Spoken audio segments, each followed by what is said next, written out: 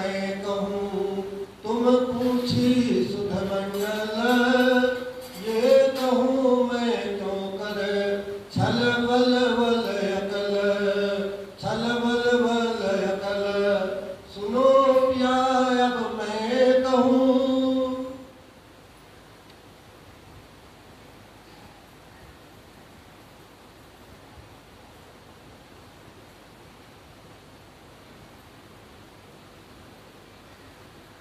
प्रणाम। फरमाइए पुजय महाराज, फरमाइए सुंदर साथ जी।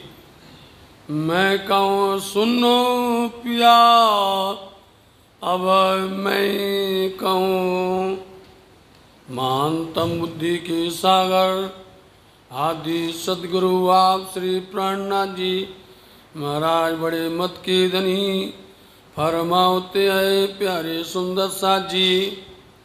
श्री इंद्रावती जी हफ्सा मध्य विराजमान अपने धामधनी के साथ में उनका जो रस आनंद बरस रहा है, उस आनंद रस को इंद्रावती जी सुन रही हैं और वह सुनकर के सुंदर साथ को आनंद दे रही हैं। हमने आपको कल कहा था कि 2 चौपाइयाँ कलशवाणी की यह हफ्सा के अवतरण में हुई, यह हफ्सा मध्य में जब विराजमान थे तभी अवतरण हुआ। फिर यह वाणी को महामंगलपुरी धाम सूरत के अंदर में पूर्ण तरह से संपूर्ण कलश वाणी का अवतरण हुआ, परंतु वहाँ पर गुजराती भाषा में हुआ। आप पिया श्री प्राणनाथ जी जागनी के संदर्भ में जब दिल्ली से आगे आप पहुंचते हैं तब इनको अनूप शहर के अंदर में यह वाणी हिंदी रूपांतरण होती है, जिसमें प्रकाश गुजराती जिसको कहा गया है वो हिंदी रूपांतरण होता है और कलश गुजराती वो हिंदी रूपांतरण होता है। हम सब कलश हिंदुस्तानी की ये वाणी सुन रहे हैं, जहाँ पर आप श्री श्यामा जी की और राज जी की जो बातें हुई उन बातों को आप बड़े ध्यान से सुनिए। कह रही हैं सुनियो वाणी सुहागनी होती जो अकथ अगम, सो वित्त कहूँ तुमको जासी सब भरम। जो भी भ्रम हैं शंकाएँ हैं अंदर में अनेक प्रकार की, उन शंकाओं का समाधान हो जाएगा। लेकिन ध्यान से समझना, पहले जिस मंडल में बैठे हैं, जिस ब्रह्मांड में बैठे हैं, उस ब्रह्मांड का पूरा वातावरण कैसा है, ये ब्रह्मांड कैसा बना, तुम्हें कैसा लगा।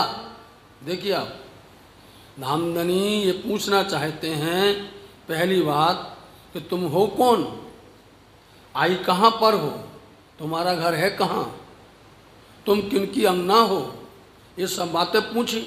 और उसी में ही ये छिपा हुआ है कि तुम्हारा घर तो परम धाम है, जवाब देंगे कि हमारा घर परम धाम है, परंतु ये ब्रह्मांड तुमको कैसा लगा, तुम्हारे लिए बनाया, समझे। ये ब्रह्मांड जो बनाया है, ये 14 लोक अष्टावरण, ये मृत्यु लोक, जिनके हृदय मंदिर में पिया विराजमान होंगे, वो होगा 5वां दिन। जब 5वें दिन की लीला होगी तो हम आपको बताएंगे 5वें दिन की लीला है। और जब पिया प्राणनाथ जी जागनी करते हुए हरिद्वार से लौटते हुए सुंदर साथ को जमा करते हुए श्री पद्मावती धाम पन्ना तरफ पधारेंगे, वह दिन होगा 6वां जो अभी सब चल रहा है। इसलिए आज आप सब कहाँ, आप महामती श्री लालनाथ जी महाराज जी के हृदय मंदिर में आप धामधनी कहलवा रहे हैं कि जब आप निजानंद धनी श्री देवचंद जी महाराज का प्रकटन हुआ। देश मारवाड़ है, गांव का नाम, मुल्क का नाम उमरकोट है। पिता श्री मत्तू मेहता जी हैं, माता श्री कोमरबाई हैं। इनके गृह मंदिर में धनी श्री देवचंद जी, आप हम सब क्या बोलेंगे, धनी श्री देवचंद जी। अब इस बात को आप देखिए, अभी लालदास जी महाराज लिख रहे हैं श्री देवचंद जी, ठीक है, लिख रहे हैं देवचंद जी। आपको ये बारीकी समझना है, जब श्री देवचंद जी को दर्शन मिल जाएगा, सुंदर साथ जी श्याम जी के मंदिर में दर्शन दे के राज्य उनके बैठ जाए, कौन बैठ जाएंगे? धनी। तब उस दिन से होगा धनी श्री देवचंद्र जी, समझे? जब धनी आकर के बैठ जाएंगे उस दिन से धनी श्री देवचंद्र जी, ऐसा है। इसलिए अब अपन बोलते हैं तो अपन तो जब भी बोलेंगे धनी कहेंगे, अपने पिया हैं। इसलिए श्री देवचंद जी महाराज जी की जन्म से बीतक प्रारंभ हो रही है। इस बीतक को बड़े ध्यान के साथ सुनिए कि जब आप मारवाड़ देश के अंदर प्रकट हुए तब घर घर आनंद हुआ। ऐसा आनंद हुआ क्योंकि एक तो माता पिता वृद्ध अवस्था में इनके गृह मंदिर में बालक आया, संतान नहीं थी। इनके गृह मंदिर में जब ये प्रकट हुए तब साथ जी मालूम क्या हुआ, माता श्री को कुंवरबाई को प्रकट होने के पहले इतना चंद्रमा उनके मुंह में जा रहा है, अनेक अनेक प्रकार की ऐसी विचित्र घटनाएं हो रही हैं। शुभ संकेत इसको कहा जाता है। ऐसे शुभ संकेत उनको मिलना शुरू हो गया। कभी उनके यहाँ पर ऐसे सारे देवता आ रहे हैं, उनके आंगन में सब आकर के खूब बधाइयाँ दे रहे हैं, खूब आनंद कर रहे हैं। ये साजी वृत्तांत मुक्तावली के अंदर में लिखा हुआ है। यह वृत्तांत मुक्तावली बीतक है, उसमें भी लिखा हुआ है। इस तरह से घर घर में अब जब प्रकट हुए यहाँ पर तो देवचंद जी महाराज जी के साथ में अनेक प्रकार के जो बाल गोपाल खेलते हैं उन सबको तो आनंद हो गया। धनी देवचंद जी महाराज जी पूरा मुल्क, पूरा ब्रह्मांड, क्योंकि अहलादनी श्यामा जी महारानी जी आई हैं और ये क्या करेंगी? पूरे ब्रह्मांड को अखंड करेंगी, पूरे ब्रह्मांड को मुक्ति देंगे। उनके आने से क्या आएगा? आनंद।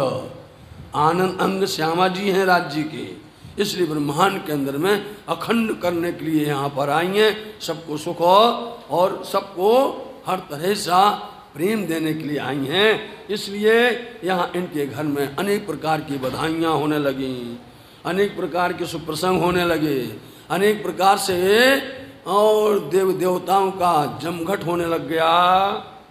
सुखदाई सबन को अखंड करनहार। क्यों आई है ये सुखदाई सबन को? सबको सुख देने के लिए आई हैं, पूरे ब्रह्मांड को सुख देने, ब्रह्म सृष्टि को सुख देने के लिए, ब्रह्म सृष्टि को लेने के लिए आई हैं। इसलिए पूरे ब्रह्मांड के अंदर में ये अखंड आनंद बधाई। वास्तव में शुभ दिन आया है। विश्व बंदे अक्षर लो सुखे परिचित शोक। आइए साथ जी साक्षी देखिए श्रीमद् भागवत महापुराण की।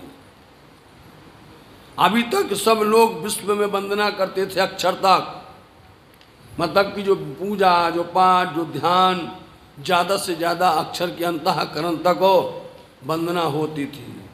यह बात सुखदेव मुनि जी ने राजा परीक्षित को कही और उनको भेद खोल करके बताया। और रहस्य खोल करके क्या कहते हैं? सतयुग के बीच भूत इनो बीच रहे विस्तार। ऊपर में आया है देवापि संतनु भ्राता मरुक्षवा कुवंशजा कलाप ग्राम असाते महायुग बलान में। तब राजा परीक्षित को सुखदेव मुनि जी ने यह बात बताई और उन्होंने बोल दिया इस बात को समझोगे तभी आपको निजानंद प्रणामी समझ में आएगा, अन्यथा नहीं आएगा। मूल वचन है ये, समझे नहीं? देवापि संतनु भ्राता, उन्होंने ये बात बताई कि आज तक ब्रह्मांड के अंदर में सब लोग अनेक प्रकार की पूजाएं, पद्धति, अनेक प्रकार के अपने अपने धारणाएं लेकर के करते हैं। कोई पत्थर पूजता है, कोई आगी पूजता है, कोई पानी पूजता है, कोई पेड़ पूजता है, कोई पूजता है, पूज रहे। परंतु कलयुग के अंत में 28वें कलयुग के अंदर में आपको दो विभूति होंगी, समझे? ये जो महान पुरुष थे, इन दोनों ने उसको पढ़ लिया कि ये आने वाले हैं, इसलिए उन्होंने साधना शुरू कर दी, तप शुरू कर दिया। बड़े बड़े घोर जंगलों में, हिमालय में, पर्वतों में जा कर के इन्होंने साधना की। साधना करते करते करते करते ब्रह्मा जी आए उन्होंने ब्रह्मा जी का दर्शन पाया तो ब्रह्मा जी क्या कहते हैं, मांगो क्या मांगते हो। तो वो कहते हैं हमको एक ही बात चाहिए, कलयुग 28वें कलयुग के अंदर में जो अवतरण होने वाला है, जो बुद्ध निष्कलन का अवतार की लीला होने वाली है, बुद्ध निष्कलन की लीला होने वाली है, जो अक्षरातीत परब्रह्म की लीला होने वाली है, इस जगत के अंदर में जब दो प्रधान आत्माएं आएंगी जिनका नाम सुंदरी और इंद्रावती होगा, कृपा वह हमारे तन में आवे, समझिए आप, हमारे इस वजूद में आवे। बहुत तप किया, ब्रह्मा जी बोले तथास्तु। इसलिए इस जगत के अंदर में सतयुग के बीजभूत, बीज कौन सा है, सतयुग का। कौन है,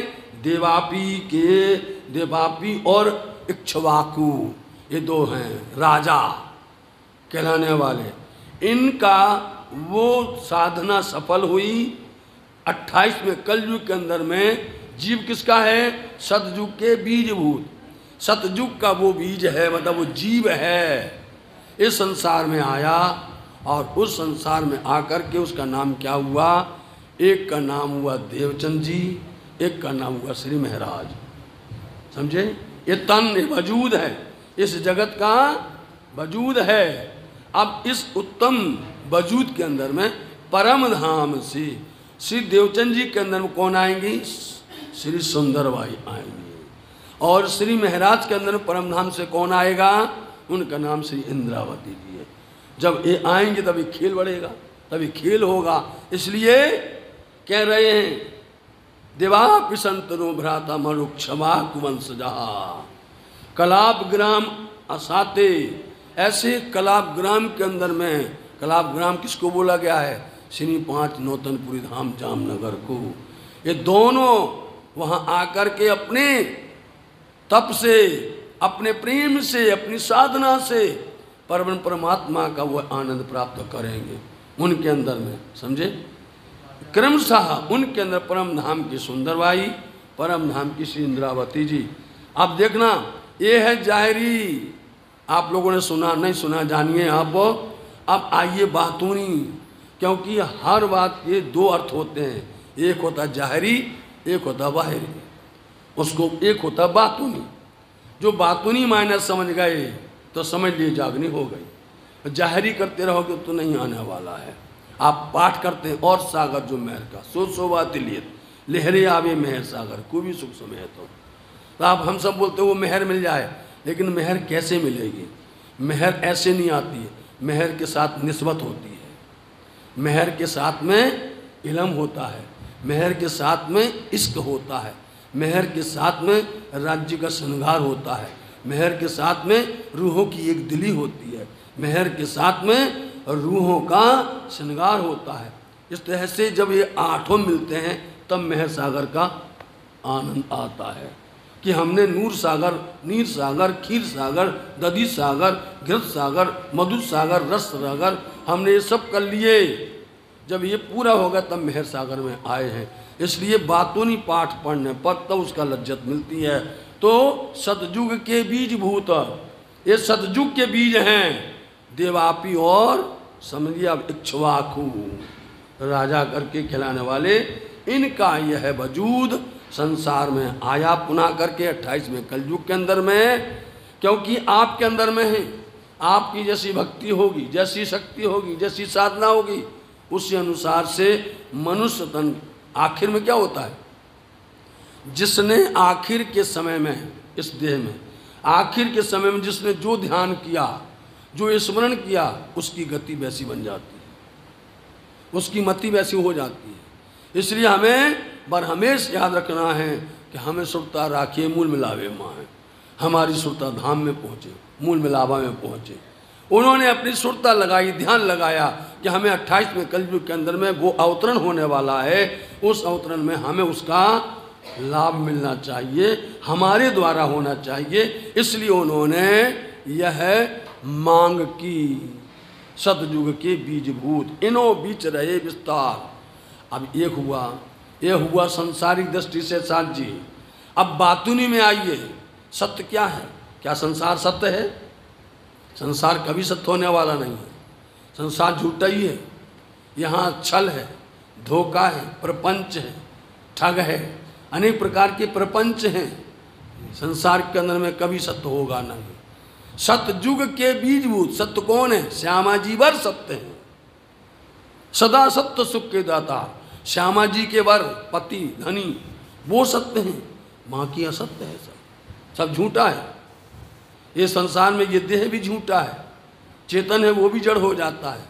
परम धाम में जो जड़ है वो भी चेतन हो जाता है। बताइए आप, परम धाम में जो वस्तु जड़ है, पेड़ पौधे, वहाँ की जड़ है, हार, वहाँ की जितने जेवरात वस्त्र जड़ हैं वो चेतन में है। बोलो आप, वस्त्रों में अनेक प्रकार के राज्य के श्यामा जी के यदि नक्शकारी है, उसमें यदि पक्षी बने हैं वो चेतन बोलते हैं, हार बोलते हैं, बातें करते हैं।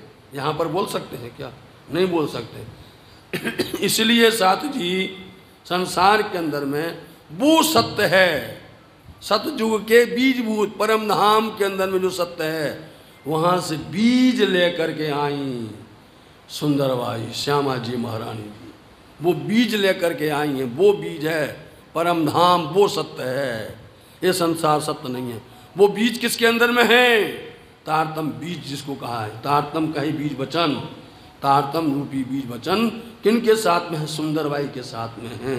वो बीज लेकर के सिंद्रावती के हृदय में रोप दिया जाता है, फिर वो वृक्ष बन जाता है, महान वृक्ष बनता है, इसकी शाखाएं डालियां फैल जाती हैं, और फिर ये पूरी 18,758 ये सुंदर चौपाइयाँ मिलती हैं। वो सतयुग है परम धाम।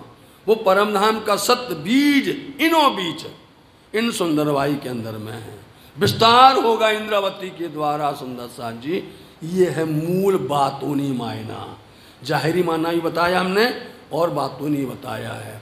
आप लोग ध्यान से सुनो तो चर्चा होते होते पता नहीं चलेगा कितना आनंद आता, परम आनंद मिलता है इसके अंदर में, इनके अंदर में। इस तरह से ये आपको ध्यान से सुनना जैसा है।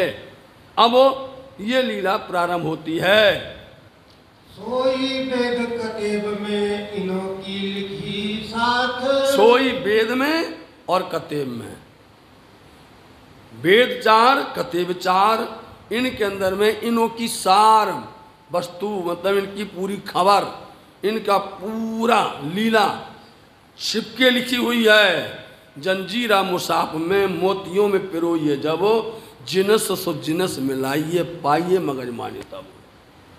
इस तरह से एक एक शब्द एक जगह नहीं लिखा हुआ है, एक साथ कोई लीला नहीं लिखी जाती है, अलग अलग लिखी है। कभी किसी ग्रंथ में लिखा है, कभी किसी स्कंद में लिखा है, कभी किसी श्लोक में लिखा हुआ है।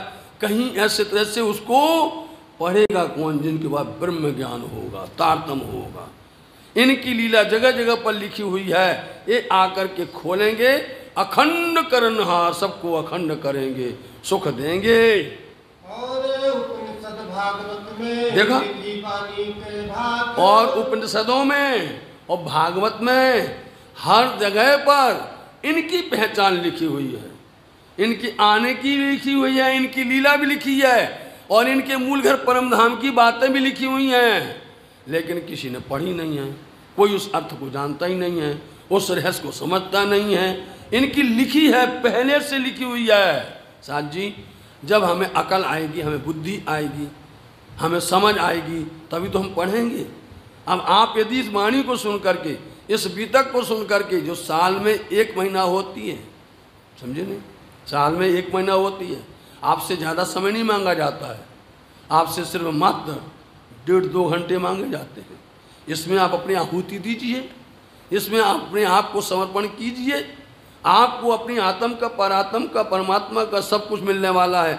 इसलिए ये वाणी ऐसी है, लाने वाले हैं सदगुरु महाराज। सब सुंदर साथ को प्रश्न वाली इंद्रावती जी हैं, सुंदर साथ को उस पर लाने खड़ा करने के लिए इंद्रावती जी हैं। इसलिए इससे क्या होगा, सारी गवाइयाँ वेदों में भी लिखी हैं और कतेबों में भी लिखी हुई हैं। जब को ये ब्रह्मांड तब के ये वचन। साथ जी, अब कोई कहेगा तुमने आज लिख दिया है, हर कोई बोलता अरे प्रणामी धर्म तो अभी हुआ है, अभी 400 साल हुए हैं। इसलिए उनको समझा दीजिए, जब से ब्रह्मांड की उत्पत्ति हुई है, जब से ये वचन आए हैं, कैसे वचन आए? नारायण के श्वास के द्वारा, ब्रह्मा जी के द्वारा, या उन ऋषि मुनियों के द्वारा, 6 शास्त्रों के द्वारा, 18 पुराण के, जब से ये आए हैं तब से ये बात मूल से लिखी हुई है। आज प्रणामी ने नहीं लिख दी, आज किसी निजानंद ने नहीं लिख दी है, किसी को कहूँ कि नहीं ये इन्होंने अपने लिए लिखी, नहीं। जब का ब्रह्मांड है तब की ये वचन है। वेद शास्त्र पुराण धर्म ग्रंथ तब की ये वचन लिखे हुए, लेकिन तुम पढ़ पढ़ करके अजीज हो गए, पढ़ पढ़ करके थक गए, अर्थ नहीं जाने, रहस्य नहीं जाने। आ जाओ हमारे पास बैठ जाओ, हम तुमको बता देंगे कि देख लो लिखा है देवाप्य संतनु भ्राता मरुक्षवागु वंशजा। आइए आपको बता देंगे किस तरह से हर जगह पर, चाहे देवी भागवत हो साथ जी, चाहे आप भविष्य पुराण हो, अभी आपने कल पर सुना था, इस तरह से जो जो ग्रंथ आएंगे उनमें समय साक्षियाँ लिखी हुई हैं। जब का ब्रह्मांड तब के वचन है ये। जन्म से लेके भी तक तो साथ जी, जन्म से लेके भी तक जाके सुने पतिजे मन, उन स्वरूप की भी तक जन्म से शुरू कर रहे हैं। कि किसकी? धनी देवचंद जी महाराज जी की जन्म से। जब इनकी वर्णन करेंगे तो जन्म से लेकर के श्री महाराज की भी बात करेंगे। उनकी जन्म से लेकर के बीता वृतांत, पूरा जो वृतांत जो बीती है, सबसे सरल बात है, जो बीती है, जो बीतेगी, जो बीत चुकी है, ये सब बातें तुम्हारे सामने कहने जा रहे हैं। महामती लालदास जी कहते हैं हम तब से, जब से ब्रह्मांड की सृष्टि, ब्रह्मांड बना, तब से ये लिखा था, लेकिन आने का समय ये था उनका। इसलिए ब्रह्मांड बना क्यों है बताइए आप? इन्हीं के लिए बना है। और विशेष करके यदि आपको जब समझ में आ जाएगा तो ब्रह्मांड तुम्हारे लिए बना है। बोलो आप, जिस दिन तुमको समझ में आ जाएगा उस दिन तुम एकदम प्रसन्न होगे, अरे हमारे लिए ब्रह्मांड बना है, क्योंकि हमने राज्य से खेल मांगा था, राज्य दिखाना चाहते थे। अब राज्य वो लीला, वो माया परम धाम में नहीं दिखा सकते थे, उसके लिए चाहिए थे भूमिका, मृत्यु लोक। इसलिए ब्रह्मांड में बनाया गया, उसको बनाया, उसको रचाया गया। इसलिए इसको समझ करके, सुन करके अपना हृदय पसीज जाएगा, मन प्रसन्न हो जाएगा। ताके ग्रंथ भाषा में आप अपने किए सब, ताके ग्रंथ भाषा में नहीं, मतलब उन्होंने अपने अपने ग्रंथ में, अपनी अपनी भाषा में उन ग्रंथों को अपना बना लिया। बताइए आप बना लिया, आप देखना सब अपने अपने बताएंगे। शाम वेद किसने ले लिया, अजुर्वेद किसने ले लिया, ऋग्वेद किसने ले लिया, इस तरह से अथर्ववेद किसने ले लिया, सबने अपना अपना लिया। बोले हमारा है। अंजील किसकी है? बोले हमारी है। ईसाई लोग बोलते हैं अंजील मेरी है। बताओ आप। दाऊद लोग बोलते हैं हमारा है, तौरेत हमारी है। मुसलमान बोलते हैं वाह हमारी है, कुरान हमारी है। सबने अपना बना लिया और रहस्य जानते नहीं है।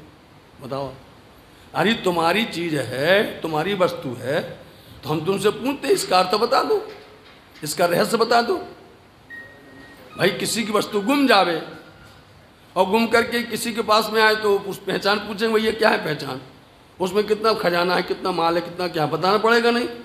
वो पता नहीं है, सब लेके बैठे हैं। इसलिए उनकी अपनी अपनी भाषा में अपने अपना बना करके सब ने बोल दिया हमारा है, हमारा है, हमारा। स्वामी जी कहते लिए रहो भैया, तुम अपना बनाए रहो। लेकिन वेद तो हम खोल रहे, भेद तो पिया खोल रहे ना। इसलिए ये जन्म से लेकर के बताते हैं, जो इन्होंने छुपा के रखी थी जाहिर करते हैं, परंतु इसको क्या करो, एक मिलाए खोल दीजिए, ये वस्तु पावे सब। एक सबको उठाओ, इकट्ठा रखो एक साथ, और इनको एक साथ रख करके, चाहे कोई भी धर्म ग्रंथ हो, इनको एक कर दो। कहाँ कर दिया एक? चारों वेदों को कहाँ इकट्ठा कर दिया साथ जी? श्रीमद् भागवत महापुराण में कर दिया नहीं एक?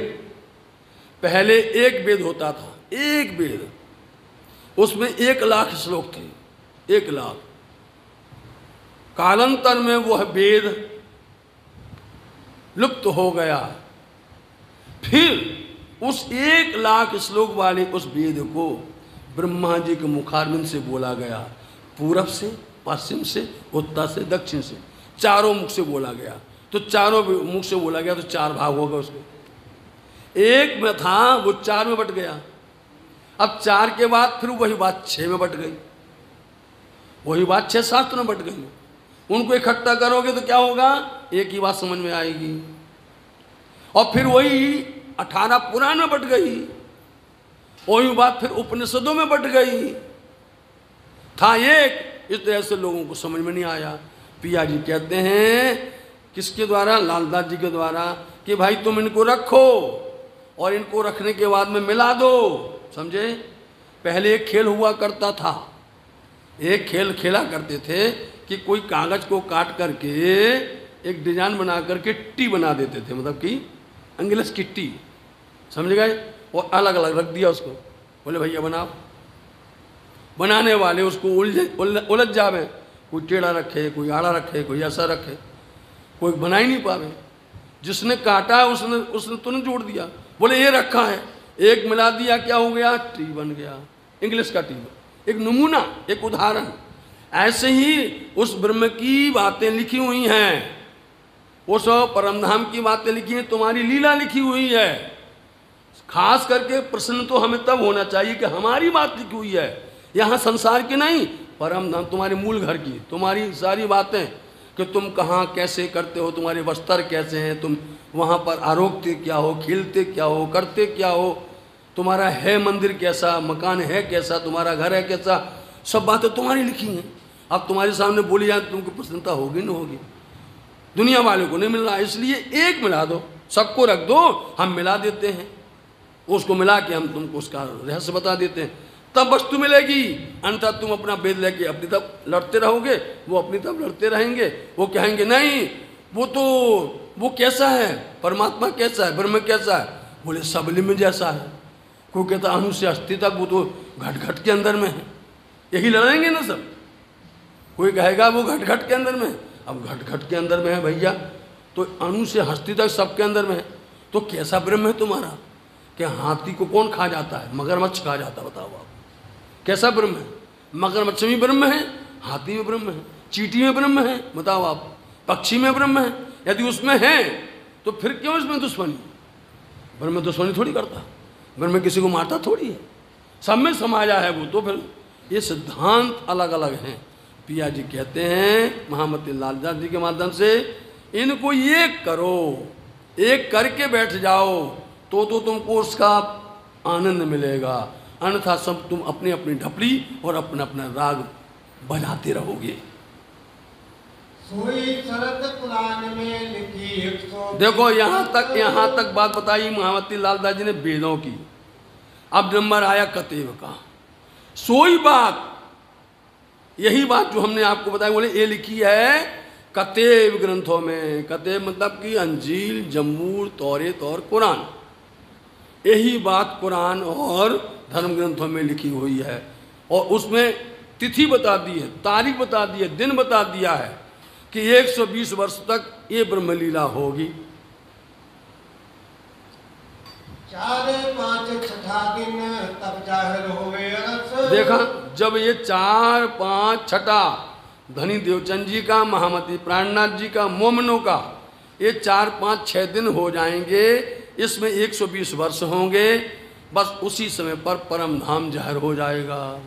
देखिए आप, ठीक 120 वर्ष के अंदर में श्री 5 पद्मावती विधाम पन्ना जी में परम धाम की परिक्रमा आ गई, परम धाम का सागर श्रृंगार आ गया, परम धाम खिलवत आ गया, मतलब सब कुछ आ गया।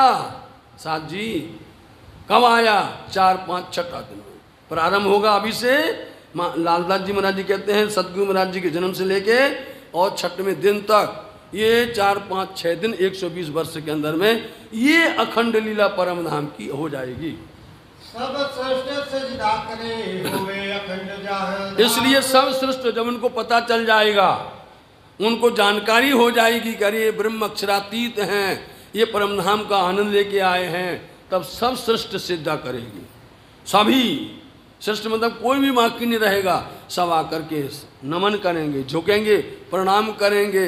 और क्या होगा? इन देहरी की सब चूम सी खाक, सरदार मेहरबान दिल पाक। आखिर में देखिए आप क्या मतनामा में लिखा हुआ, इन देहरी की सब चूम सी खाक। सबको इनकी चरण पकड़ना है, और जब तक उनकी चरण की वंदना नहीं करेगा तब तक इस जीवन का उद्धार होगा नहीं। इसलिए सब सिद्धा करेंगे आकर के।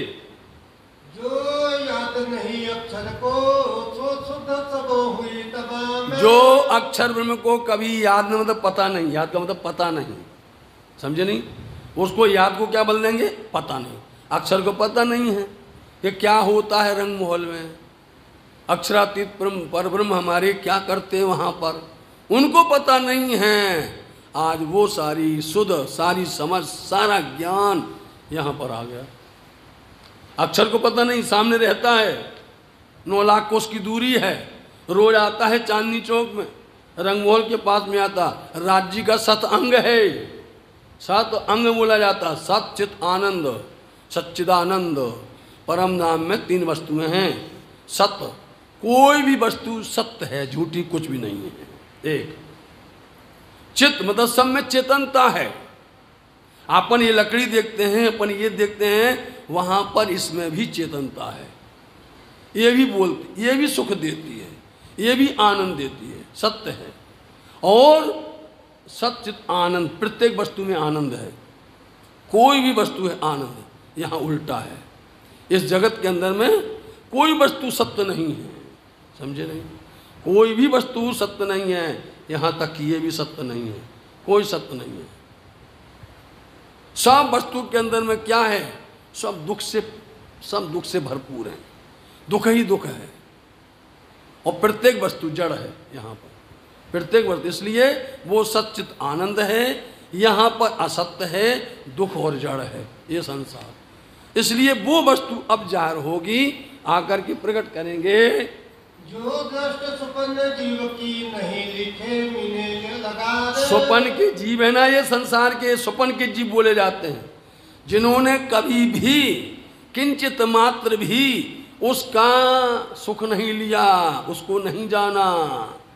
किंचित मां संसार के जीवों को सपने में भी नहीं मिल सकता है वो परम धाम। सपने में भी परम अक्षरातीत का दर्शन नहीं हो सकता उनकी लीला का। आज इस जगत में ये खेल तमाशा जो देख रहे हैं ना, इसमें आप परब्रह्म परमात्मा आकर के ये संसार के जीवों को सुख दे रहे हैं। आज कोई भी वर्णन करेगा, पढ़ेगा वाणी को, तो उनको समझ में आएगा ये ब्रज कैसा है, आनंदमय है। रास मंडल में कौन सी लीला की थी, वो आनंद की लीला है, समझ में आएगा। परम धाम तो परात्परा अक्षरातीत का वो घर है। इसलिए संसार के जीवों को भी पता चलेगा वाणी पढ़ने से। सुदृष्ट अखंड सुख में पहुंची नूर के पास। जो संसार के जीवों को पता नहीं थी, आज ये संसार के जीवों की दृष्टि, नजर पहुंची अखंड, उनको उसका अनुभव हो जाएगा, उनको उसका पता चलेगा। यह सुध जो ले आए रूह अल्लाह चौथे आसमान। सुध बोलते समझ, समझ मतलब ज्ञान। कौन लेके आया? रूह अल्लाह। रूह बोलते आत्मा, अल्लाह मतलब खुदा परमात्मा। उन परमात्मा की आत्म बोली जाती है रूह अल्लाह। श्यामा जी, धनी सी देवचंद जी चौथे आसमान से लेके आए हैं। आसमान 4 आप लोग कभी पढ़ा होगा, शिरजी साहब जी का बड़ा स्वरूप, उसके अंदर में कभी 4 आसमान की बात आती है, कभी 7 आसमान की बात आती है, समझे? तो 4 आसमान की बात ऐसी है। एक आसमान है नासूत, सुंदर सा जी। दूसरा आसमान है लाहूत, सुंदर सा जी। और तीसरा आसमान है जबरूद, और चौथा आसमान है वो अक्षरातीत परम धाम। फिर से सुनिए जय। पहला आसमान है नासूत, फिर है मलकूत जिसको बैकुंठ धाम बोलते हैं, और फिर होता है जबरूद जिसको अक्षरधाम बोलते हैं, और फिर होता है लाहूत जिसका नाम परम धाम है। ये चौथे आसमान से रूह अल्लाह ये सारा पैगाम संदेश समाचार लेकर के इस जगत में आई हैं, अन्यथा किसी को पता नहीं चलता, किसी को जानकारी नहीं होती। धामधनी ने इनको भेजा जिनका नाम श्री देवचंद जी है, ये लेकर के आई हैं। अब ये संसार में फैलाएंगी, संसार में इसको प्रसार प्रसार करवाएंगी। तिन सेती प्राप्त भई तिन से श्रेष्ठ पहचान। तीन सेती, सेती मतलब इनके द्वारा, इन रूह अल्लाह धनी देवचंद जी के द्वारा किसको पहचान हुई? त्रिगुण श्रेष्ठ। त्रिगुण कौन है? रजोगुण, तमोगुण, सतोगुण, और इनके अधिष्ठाता हैं ब्रह्मा विष्णु महेश। इनके सहित सबको इसकी पहचान हो जाएगी। तीन स्वरूप की बीतक जन्म से लेकर, इसलिए तीन नहीं है, तीन स्वरूप की, तीन स्वरूप मतलब धनी देवचंद जी। देवचंद जी महाराज जी जो सब कुछ लेकर के आए हैं चौथे आसमान से, जो संसार के लोगों को पता नहीं है, इनके द्वारा जब सबको मिलेगी तो इन स्वरूप की बीतक हम जन्म से शुरू कर रहे हैं। लालदास जी मेरे कहते हैं अब इनकी जन्म से लेकर के इस वृत्तांत को आप ध्यान से सुनिए। ये ब्रह्म सृष्टियों के वास्ते ही कहला रहा, कही जा रही है। जब भरत अज्ञातमा प्रारंभ हो रही है तीन स्वरूप की, धनी देवचंद जी महाराज जी के स्वरूप की जन्म से अब बीतक प्रारंभ हो रही है। जब भाई वर्ष 11वां, धनी देवचंद जी महाराज जी जब 11 वर्ष के हो गए, संवत 1638 की साल में प्रकट हुए। आसो सुदी चतुर्दशी, साथ जी देश मारवाड़ उमरकोट गांव के अंदर में पिताश्री माताश्री, इनका नाम तीन चार बार बोलेंगे, क्योंकि सुंदर साथ को पता ही नहीं है कि 6 साल जी के माता पिता का नाम क्या था। बोलो, सुंदर साथ हैं, 6 साल जी के माता पिता का नाम क्या था किसी को पता नहीं है। बोलो, अभी कई सुंदर साथ को श्री इंद्रावती मेहरा ठाकुर के माता पिता के भी पता नहीं होगा। समझे, हम सुंदर साथ तो हैं, इसलिए बोले हमको, हम जानते हैं। महामती लालदास जी महाराज ने इसलिए 1 बार नहीं, 3 बार नहीं, 4 बार, 7 बार करके दोहराया कि सुंदर साथ जी कम से कम इसको दोहरा लिया करो, याद कर लिया करो। ऐसे संसार में उनकी लीला को जाहिर कर रहे हैं। मैं कौन कहाँ थे आइया, कहाँ में रो भरतार। जब 11 वर्ष के हुए तब ये विचार करने लगे अपने मुल्क में, उमरकोट गांव में, मैं कौन हूँ, मैं कहाँ से आया हूँ, मेरा भरतार पालनहार है कहाँ पर। आपने सुबह सुना था कलशवाणी में, यही बीतक है। कलशवाणी के अंदर में यदि आप ये बीतक इतनी आप समझोगे जो आ रही है तो आपको कलशवाणी सरल हो जाएगी। कहाँ पर कलशवाणी है, कहाँ पर रासवाणी है, कहाँ पर परिक्रमा वाणी है और कहाँ पर मार्फत वाणी है, सब बीतक के अंदर में है। समय आएगा, एक दिन तो हम आपके सामने स्वरूप साहब रख के मिला के बता देंगे। एक दिन सब होता तो रोज है, लेकिन एक दिन उसका अनुभव करवा देंगे आपको। आप नाचने लगेंगे। हम वाणी के साथ में बीतक का पूरा मिलान करके आपको बताएंगे। जिस दिन वाणी प्रारंभ होगी, जिस दिन वाणी प्रकट होगी हफ्सा में, उस दिन हम आपको यहाँ पर स्वरूप साहब रखेंगे और ये बीतक होगी। ये एक चरण पढ़ेंगे, हम एक प्रकरण बताएंगे, मिला करके बताएंगे आपको। अभी से जाहिर कर देना, ऐसा सुख नहीं मिलता। तो साथ जी तरह से इनकी जन्म से लेकर के हम जो वृत्तांत बता रहे हैं, 11 वर्ष के होने पर इनके दिल के अंदर में ऐसे प्रश्न खड़े होने लग गए। अन्यथा तो हर बालक क्या बोलता है कि चलो खेलें, चलो अपन कूदें, लेकिन धनी देवचंद जी महाराज जी अपने सखाओं के साथ में खेलते हैं, रमन करते हैं अनेक प्रकार के। लेकिन जहाँ भी जाते हैं, जिस स्थान पर जाके या कोई वृक्ष के पास या कहीं पर, तो देखते हैं कि यदि कई प्रकार के योनियाँ हैं, अनेक प्रकार के लोग जो हैं किसी न किसी ही योनि में जन्म लेते हैं। जाकर के यदि पेड़ों में डालते तो पेड़े प्रसन्न होकर के उनकी सदगति हो जाती है। बताओ, किसी संस्थान में जाते हैं तो वहाँ देखते हैं, तो वहाँ पर यदि उन्होंने अपना जल छोड़ दिया तो उनकी मुक्ति हो जाती है। लड़के उनके सखा लोग देखते हैं क्या तमाशा हो रहा है। अरे छोड़िए, मंदिरों में जाते हैं मूर्तियों के सामने, तो वहाँ पर उनकी देखिए तो उनसे भोग लगाते वो खड़े हो जाते हैं खाने के लिए। बताओ, उनका हाथ से प्रसाद लेने के लिए वो तैयार हो जाते हैं। ये कौन स्वरूप है साथ जी? इनकी लीला का अपन जितना बखान करेंगे उतना कम है। ये बहुत से चमत्कार होते थे, बहुत से, परंतु होता क्या है, जिस तरह से श्री कृष्ण जी की लीला जब होती है गोकुल के अंदर में, वो मिट्टी खाते हैं। बताओ, मिट्टी खा लेते हैं तो माता बोलते तूने मिट्टी खाई है, क्या दिखाना चाहते हैं? ब्रह्मांड। उनके मुख में पूरा ब्रह्मांड है, बताओ। और दिखाने के बाद में फिर ऐसा कर देते, एक पल में वही भूल जाते हैं, उखली से बन जाते हैं, नाक, कालिया नाक को भगाने के लिए कूद जाते हैं। कितने खेल करते, तमाशे करते हैं, उसमें उनका भलाई छिपी हुई है, उनका उद्धार है। श्री देवचंद जी महाराज जी जो लीलाएं कर रहे हैं, तो उनके सखा, उनके साथी, उनके मित्र वो देखते हैं कि ये तो एक विभूति है भाई, एक विशेष तरह का आनंद मिलता है इनके साथ में। उनके पास में आकर के वो लोग अच्छे से उसका आनंद लेते हैं। इसलिए देवचंद जी महाराज जी के दिल के अंदर एक विचार आया, ऐसे क्यों नहीं आया किसी के अंदर में? मैं कौन हूँ, कहाँ से आया हूँ, मेरा भरतार पालनहार कौन है? जिसने दुनिया को बनाया, जिसने पूरा संसार बनाया, जिसने चांद सूरज बनाए, जिन्होंने नक्षत्र ग्रह बनाए, जिसने पांचों तत्वों को बनाया, कैसी उनकी रचना है।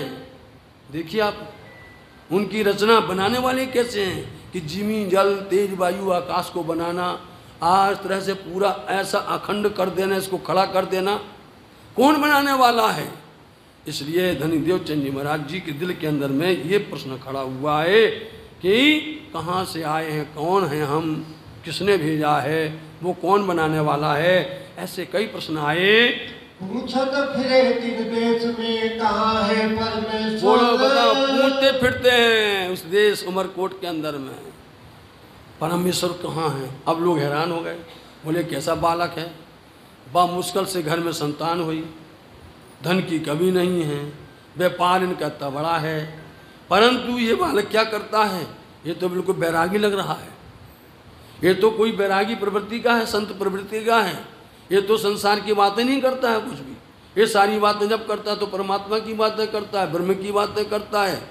इसलिए कौन है, किसने, कहाँ, कैसे भेजा है, पूछते फिरते हैं उस देश के अंदर में। मेरे को कोई उपदेश दे दो, मेरे को कोई ज्ञान दे दो, मेरे को कोई बातें समझा दो।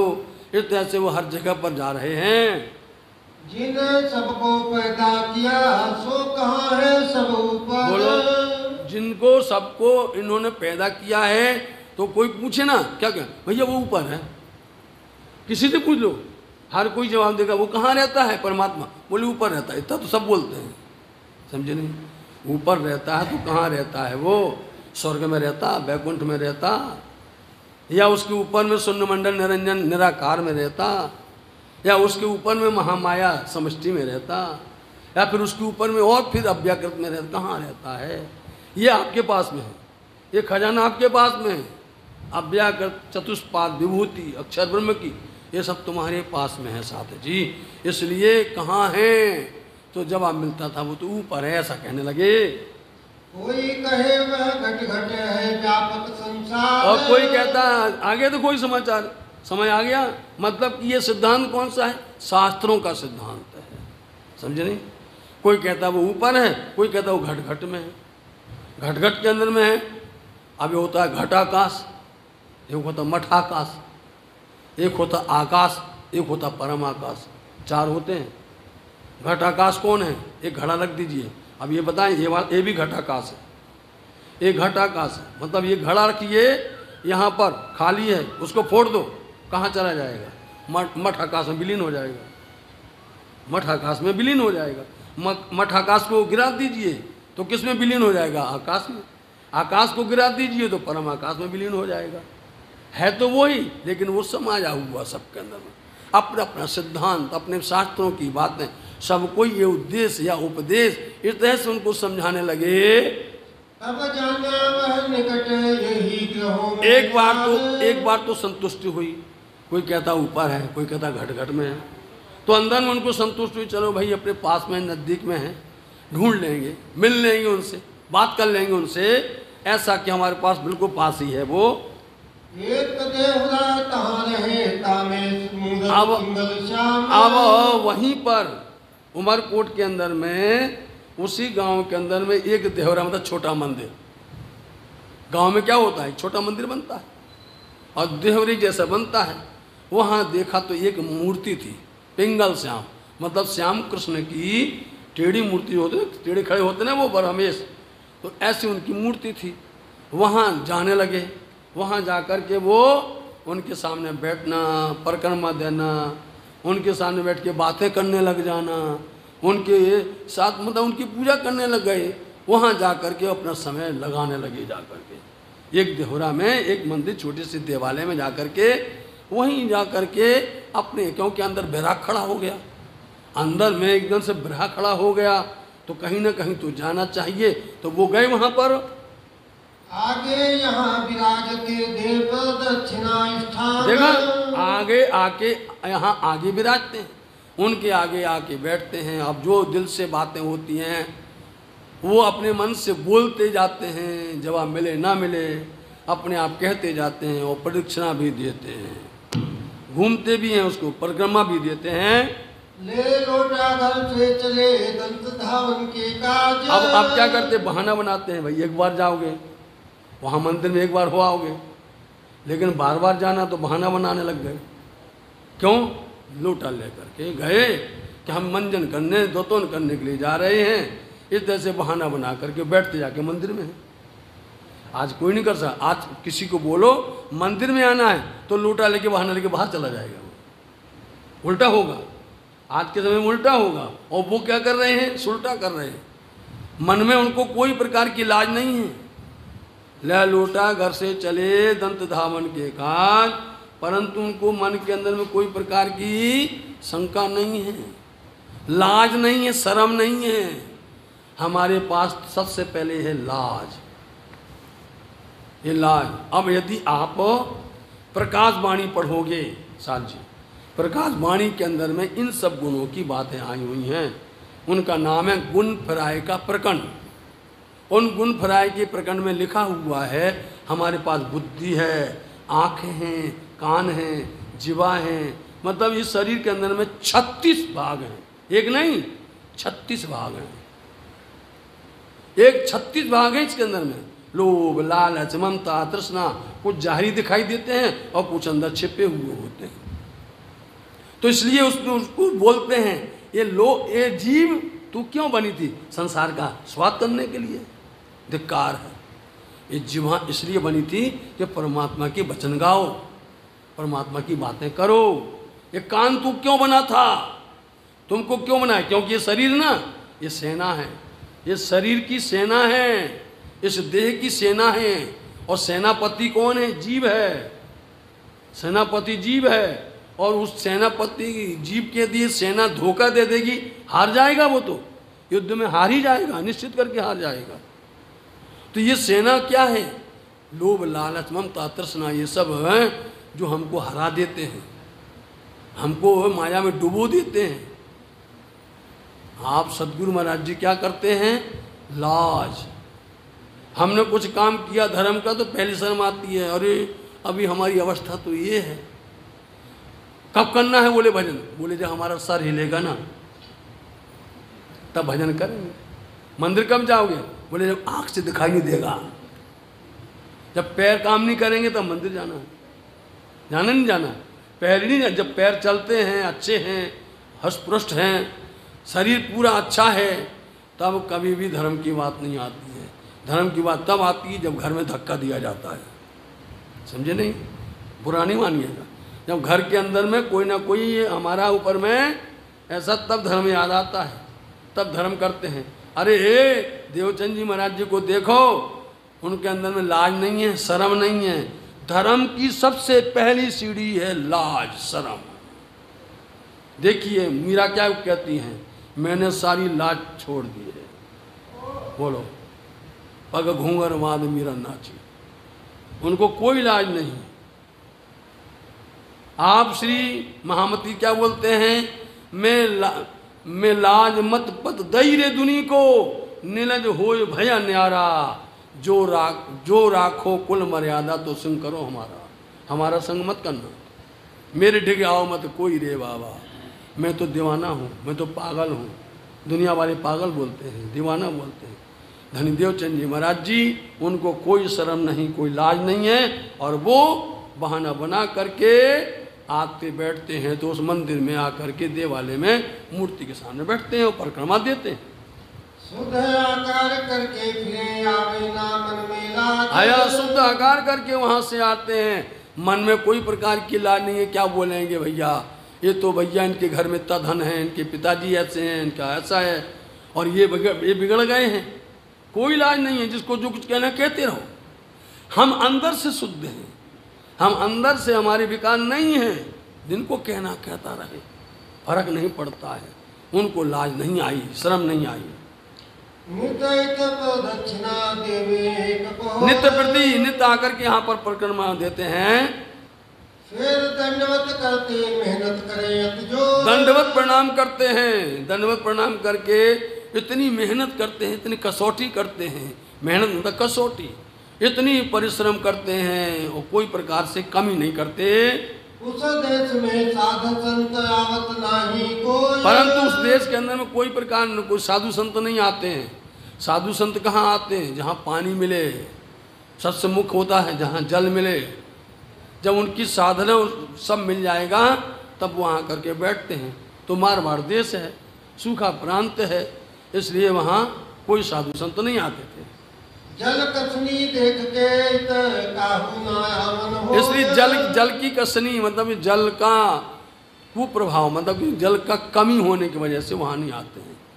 अब आपका देश है, आप देख लीजिए, आपके यहाँ पर तो जमुना जी, गंगा जी, सारी नदियाँ प्रसन्न हैं यहाँ पर, तो दौड़ दौड़ करके आती हैं। आपके इलाके के अंदर में जब देखो गर्मी में आओ तो हरियाली हरियाली है। बताइए आप, हमारे यहाँ पीने के पानी नहीं, अभी हमारे यहाँ पहाड़ी इलाका है, पीने के लिए पानी नहीं है, ये हाल है। और सावन का महीना है, कभी खाली होता था, पूरा महीना सब खाली, आओ खाली। कसनी होती है जल की, तो वहाँ कोई कौन रहेगा, कहाँ से लाएगा? तालाब नहीं पानी, कुआं में पानी नहीं, नहरों में पानी, नदियों में पानी, कहीं पानी नहीं है। तो आप लोग धन्य हैं, सदगुरु के चरण में बैठे हैं। वाह वाह, क्या धन्य है, बरस रही है, हरियाली हरियाली है साथ जी। हर तरफ देखो, जहाँ देखो जमुना जी, गंगा जी, देखो आप सारी जो है प्रभावित कर रहे हैं, धन्य हैं साथ जी। इस तरह वहाँ पर वह कसनी देख करके साधु संत नहीं आते थे। एक बेर मतु मेहता संगे आए थे परदेस। साथ जी आप ये मत समझना तारीफ कर रहे हैं, हकीकत बताते हैं। आज सतगुरु महाराज जी की इतनी कृपा है, निजानंद संप्रदाय के अंदर में एक स्थान यही है, चाहे कितने साधु आ जावे, संत आ जावे, सुंदर साथ आ जावे, जब तक चाहे तब तक यहाँ पर रह सकता है। कभी भी कोई किसी से ये नहीं कह सकता है आप रास्ता पकड़िए, कभी नहीं कहेगा, कोई नहीं कहेगा। ये से हमें बहुत आनंद आता है साथ जी, कभी नहीं कहेगा। क्यों?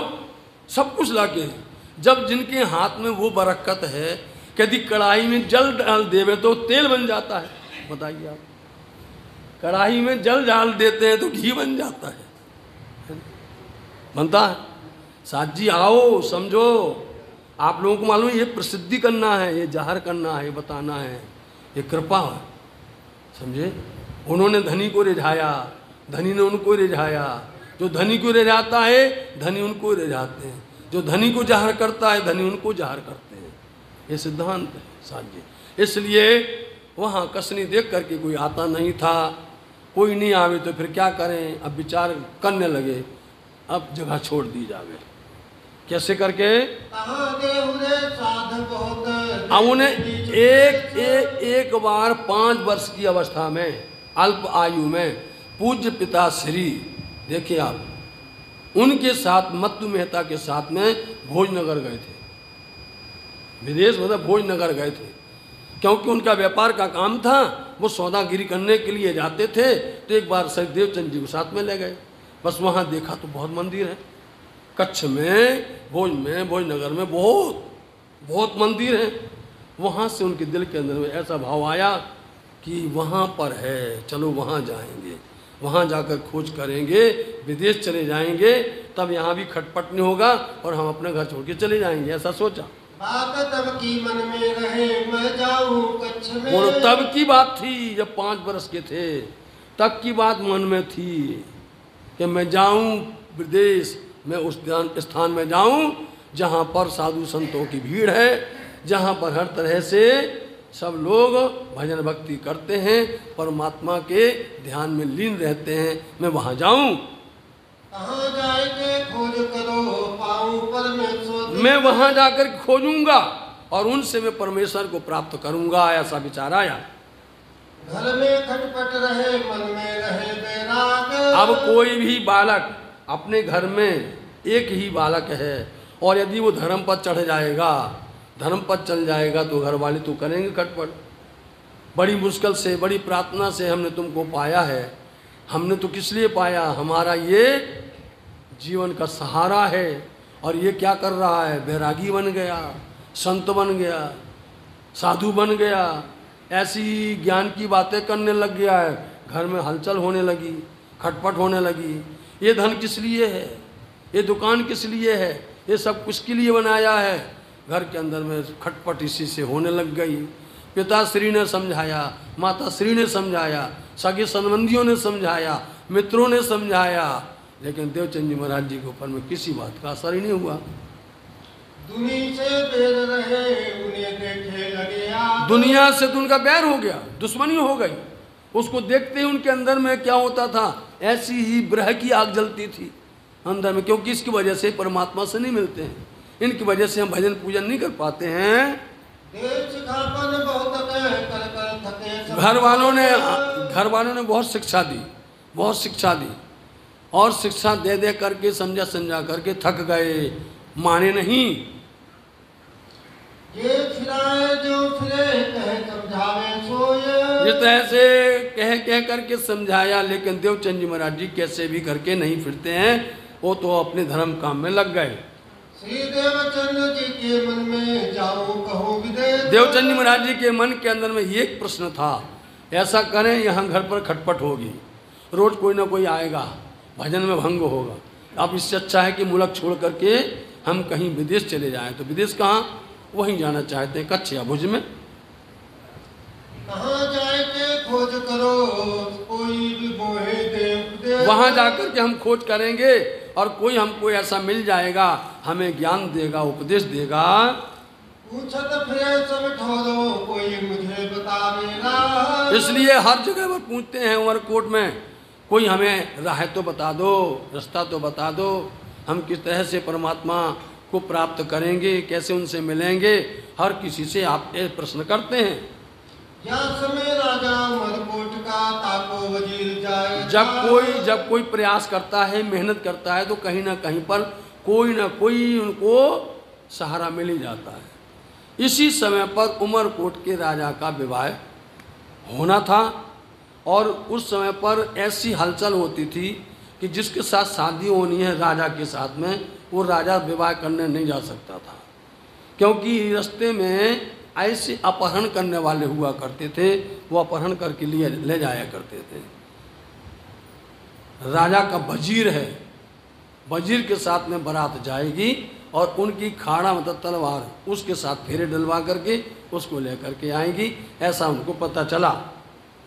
खाना विवाहने को जाता था कच्छ में। खाना बोलते हैं तलवार, उस तलवार के साथ में जाकर के शादी हो जाएगी, इसलिए वो कच्छ जाना चाहते थे, ऐसा उनको समाचार मिला। अब देखो, अब ऐसा है कि रेगिस्तान के अंदर में, मारवाड़ देश के अंदर में जो ऊंट है वो वहाँ का जहाज बोला जाता है, रेगिस्तानी जहाज। 200 ऊंट और एक बहल जिसको बग्घी करके कहा जाता है, इतना उनकी फौज तैयार हुई, इतने लोग वहाँ पर जाएंगे। श्री देवचंद जी ने सुनी, गए पूछने दिन से। देवचंद जी महाराज जी के पास समाचार मिल गया कि भाई वजीर जा रहा है कच्छ में, और इस तरह से ये व्यवस्था है, वो लोग जाते हैं खाना विवाहने के लिए, तुमको जाना तो उनके साथ चले जाओ। देवचंद जी महाराज जी गए, इन वजीर सो बातें करी, हम कच्छ जाएंगे। उनसे जाकर के देवचंद जी महाराज जी ने बातें की, हम भी कच्छ में जाएंगे। ठीक है भैया जाओ, कौन मना करता है, परंतु तब पूछा उन्होंने क्या सवारी तुम्हारे। मतलब उन्होंने पूछा, बजी ने पूछा देवचंद जी से कि तुम्हारे पास कुछ साधन है? हमारे साथ तो ये ऊँट है, हमारे साथ तो इतनी सवारी, वो ऊँट पर सब लोग पूरे भरे हुए हैं, जगह भी नहीं है, तो तुम्हारे साथ में क्या है?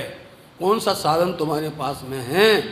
बता दीजिए हमें। हम संग क्यों पहुँचोगे प्यादे अखबारों के। तुम प्यादे, तुम पैदल हो बोलो, और हम लोग सवार में हैं, हमारा तुम्हारा किस तरह से मिलन होगा? मतलब कैसे ये संजोग बन सकता है? तुम पैदल और हम लोग ऊँट पर चलने वाले हैं, कैसे होगा ये गुजारा? तब कहिया श्री देवचंद जी हम चले आवेंगे। देवचंद जी महाराज जी कहते हैं, उनका भाव था कि आप लोग चलोगे, आपके पीछे पीछे हम चल देंगे, हम चले आएंगे, हम चले आएंगे। इस तरह से उन्होंने उनको कहा। तब उन्होंने बरजे जिन तब बजी ने उनको बरजे बोलते मना कर दिया, बोले भाई तुम्हारे पास में कोई सवारी नहीं है, हमारे साथ में मत आना। बालक 11 वर्ष का बालक है ये, और हम लोग हैं बड़े, सो ऊँट पर जाएंगे, इसलिए उन्होंने वो रोक दिया। तब श्री देव